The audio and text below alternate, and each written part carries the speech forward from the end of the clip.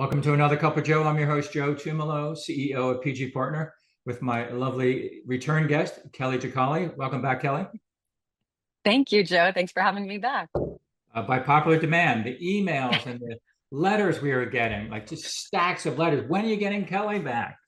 I know I probably should have changed my shirt to make sure that people knew that this is a different episode. But I'm really glad to hear that you've gotten such positive feedback. My pleasure. Thank you.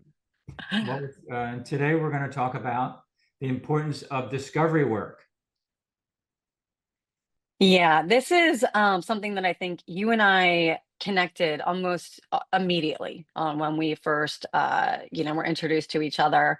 Um, I think it's something that is becoming more difficult as time goes on and we have more technology coming into the space. But for that reason, it's even more critical. And so it's something that I kind of harp on with my clients, and especially whomever is going to be doing the actual outreach or responding to plain giving marketing responses, things like that, is the importance of picking up the phone. And I don't want to be, I don't want to be stereotyping. I don't want to sound, like generational. I don't want to age myself. But I do see, some of the newer hires, I'll say, to organizations, sometimes seeming even more reluctant to pick up the phone and make a phone call. But the double side of sort of this is that it is absolutely essential. Relational fundraising still relies on that personal one-on-one connection, making the donor feel seen, appreciated, part of your organization, especially when we're talking about planned giving, because we know how personal that is. If someone is including a gift in their will, they are treating you like a member of the family, because they're choosing your organization to receive part of their life's work, what they've built over the course of their entire life to you. This is a big deal, and we need to treat it that way. And so that kind of basic level of respect means getting on the phone, talking to them, getting to know them, getting to understand their connection to your organization, and then having the conversation about, have you already left us in your will? Would you consider this type of gift?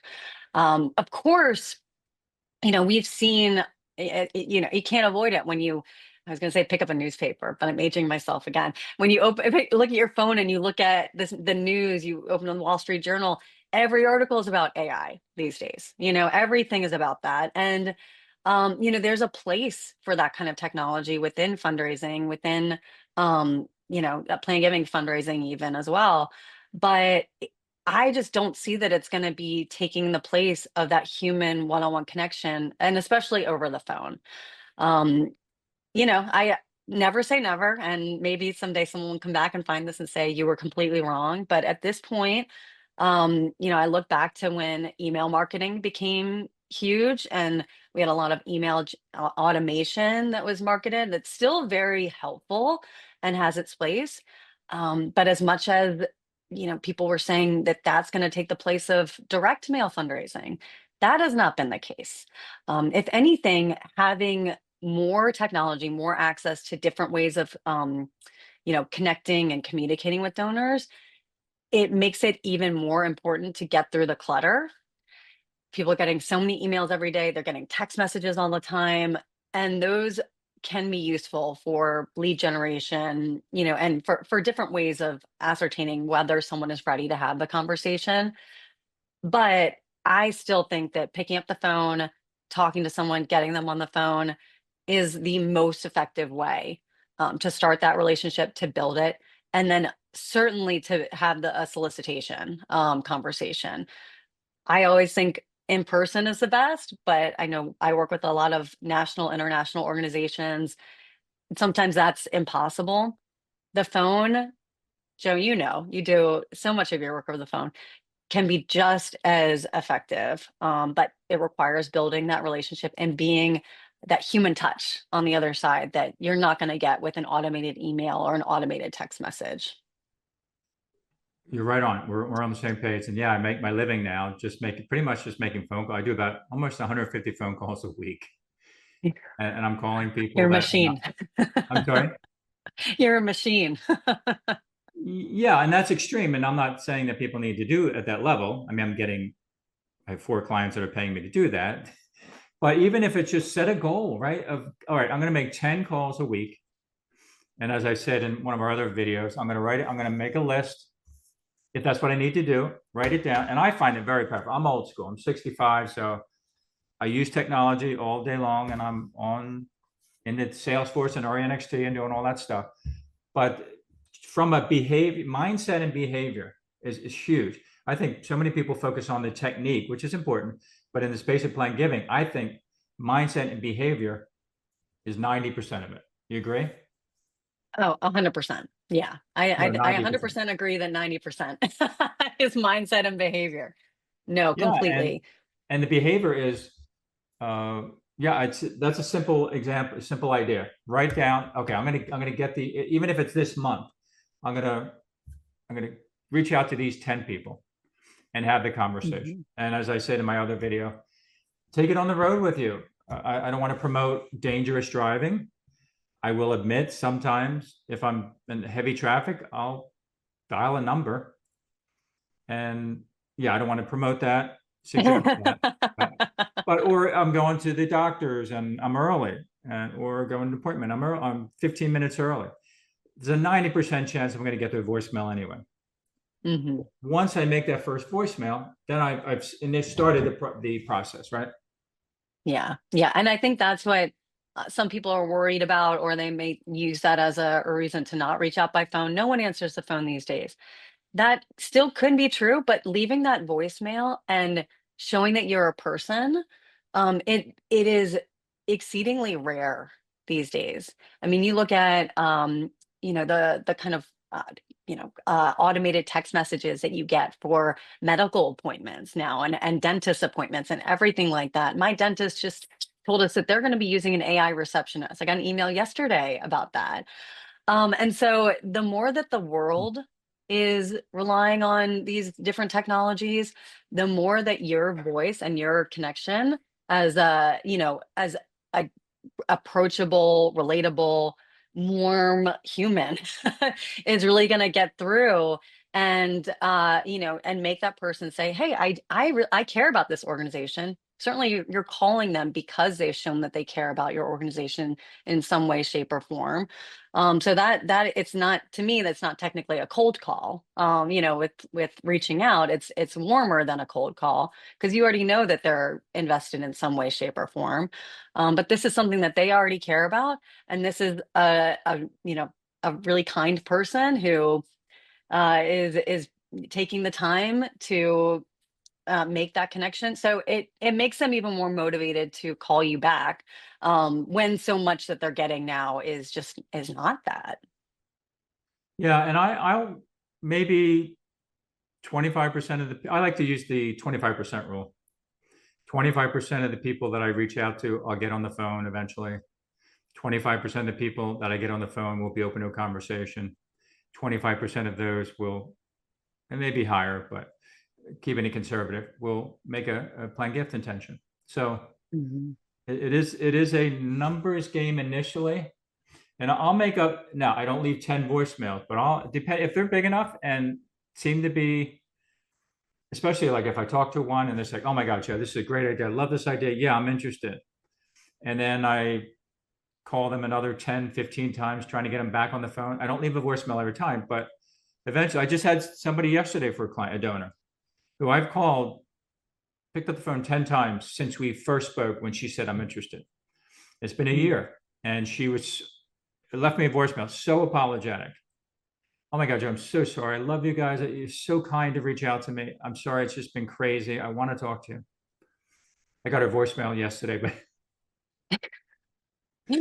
People are but busy. People are busy. I mean, that's yeah, the way, and it takes more, but the payoff and the reward when you are able to get a hold of them to have the conversation is so much greater. The gift is going to be so much larger, so much more impactful for your organization than the kind of gift that they might throw your way in response to an email. And it's so funny. Your story makes me think of what I mean, one of my stories, but it's kind of like a series of stories where I would, when I was training other gift officers, would and when talking about best practices when making discovery calls, we call them. I would just say, one of my favorite things is when someone hangs up on me.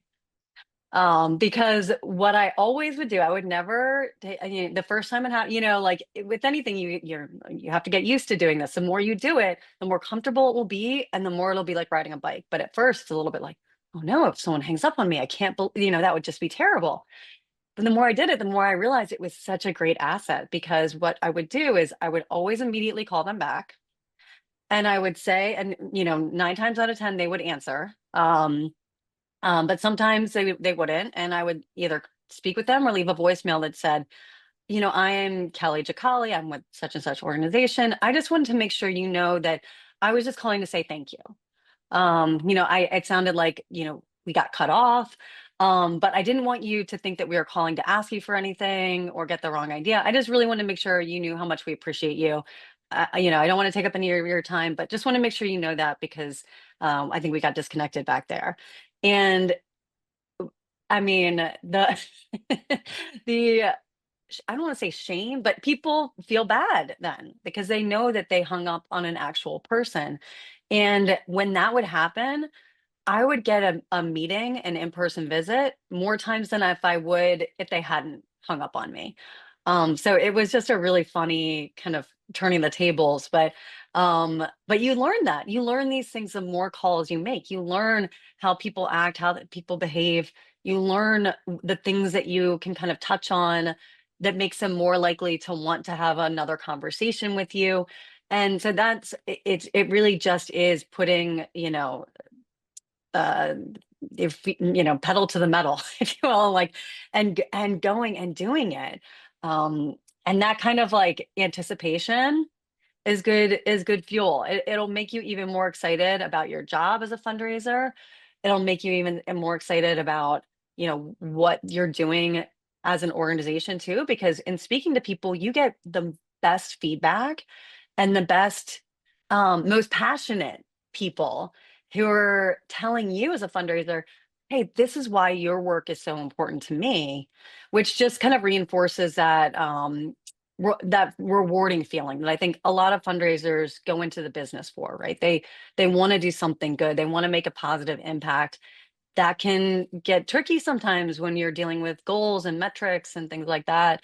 And the kind of internal politics of an organization. But when you're one-on-one with a donor and having a great conversation and they're reminding you of how, you know, important your work is, it can be life affirming. Nice. Awesome. Anything else we want our viewers to No, observe? I don't think so. I mean, yeah, I think we covered it. When I started out of college, I was a straight commission sales guy. And I remember my sales trainer giving me an acronym, SW4.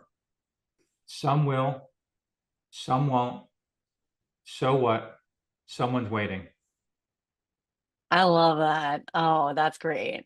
SW4. And it's that someone's waiting that keeps me going, that keeps me, got to make the next call. Okay. They thought I was a scammer. I do the same thing. I call them back as well. Yeah. And Well, and along those lines too, like I think there are statistics about this somewhere, but people who have started their own business or are kind of working for themselves tend to be better givers, I think, philanthropically than the professionals like doctors, lawyers, things like that. And I think in part they respect that hustle. The some will some they learn those same kind of strategies, but on this on like a for-profit side when they're building. And so I have had some of the best relationships with people, donors who understand that and are just happy to see themselves in the kind of outreach that they receive because they've been on the other side of it. And they'll be even more kind of understanding or willing to engage, depending on how much time they have, like if they're retired, it's, an easier thing to do. But yeah, I love that SW4. I'm not going to forget that. And you reminded me of the old fundraising joke. What does MD stand for? For Dr. MD? Moderate donor. Ba-dum-bum. Yeah, I was going to say might All donate. right, folks. Thank you, Kelly, as always. How can people get in touch with you? My website, you can reach me at kellygicale.com, or my email is kelly@kellygicale.com. Awesome. Thank you so much. Gicale. Okay, Thanks. yes, GICA, but they should be able to see it on the screen. Perfect. GICALA. Thanks, Kelly. Pleasure. Thanks, Joe. Take care.